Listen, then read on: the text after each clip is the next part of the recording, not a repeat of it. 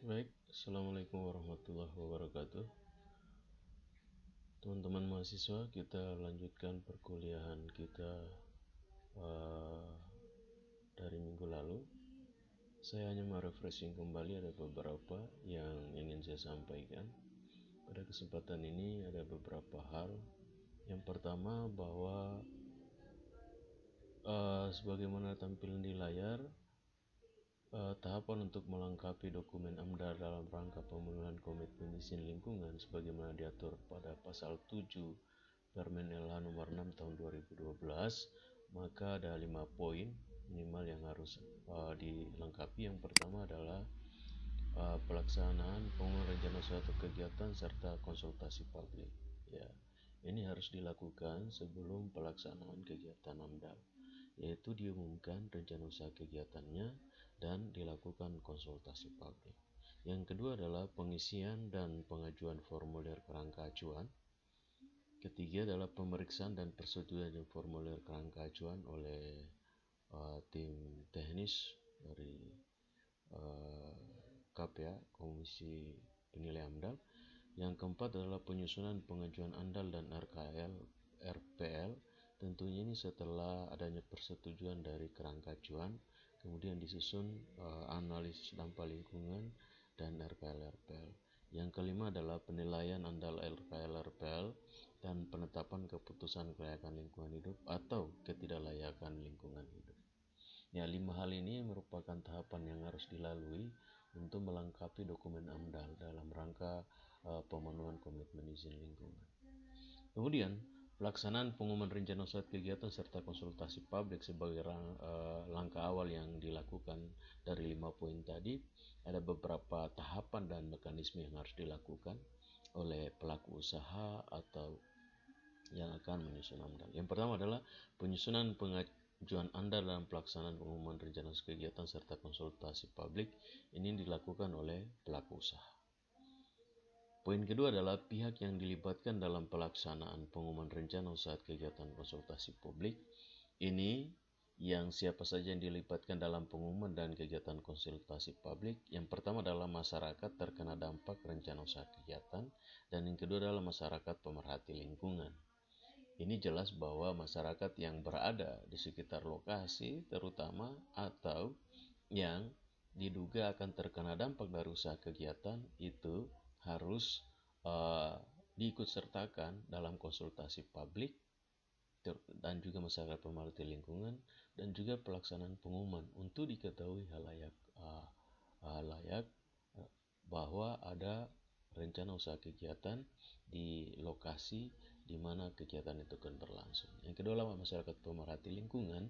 Ini bisa LSM atau organisasi yang terkait dengan lingkungan sosial kemasyarakatan. Yang ketiga, media penyampaian pengumuman rencana usaha kegiatan.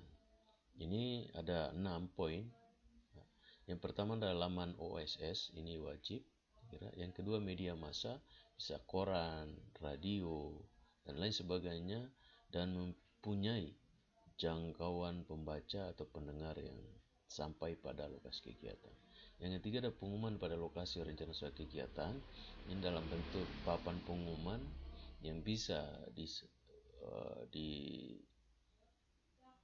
dibuat kemudian ditempel di wilayah desa atau di wilayah di mana lokasi kegiatan berada atau di lingkungan warga di mana lokasi kegiatan berada. Kemudian media cetak dan media elektronik. Ya, ini bisa dari bentuk koran, bisa bentuk radio seperti tadi dan memiliki jangkauan pembaca yang cukup besar. Kemudian papan pengumuman di instansi lingkungan hidup. Ini di dinas lingkungan hidup atau apa itu namanya di wilayah kabupaten kota. Kemudian media lainnya bisa brosur atau bentuk lain dengan tujuan ini bahwa pengumuman rencana usaha kegiatan itu diketahui oleh warga sekitar. Keempat adalah jangka waktu masyarakat mengajukan saran, pendapat, dan tanggapan terhadap rencana kegiatan. Ya, impact dari penyampaian pengumuman ini biasanya ada saran, pendapat, atau tanggapan dari rencana usaha kegiatan yang akan dilakukan terutama itu bersumber dari masyarakat. Ini mekanismenya ada 5 hari kerja terhitung sejak pengumuman rencana usaha kegiatan. Sejak diumumkan, masyarakat itu bisa memberikan saran pendapat selama kurang lebih 5 hari kerja. Kemudian yang kelima adalah masyarakat yang dilibatkan dalam konsultasi publik. Tadi itu bentuk pengumuman, sekarang adalah konsultasi publik. Masyarakat mana saja yang harus dilibatkan dalam konsultasi publik, yaitu masyarakat yang rentan dan masyarakat adat. Ya.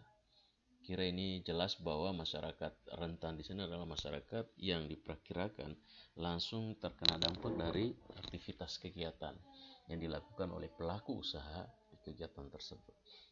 Dan juga masyarakat adat, ya, karena ini terkait dengan social culture yang ada di masyarakat. Biasanya masyarakat yang pemangku adat atau tokoh masyarakat di wilayah itu mesti dilibatkan karena mereka mempunyai kekuatan untuk menyuarakan baik saran maupun pendapat dari masyarakat yang ada, bisa mewakili masyarakat yang ada.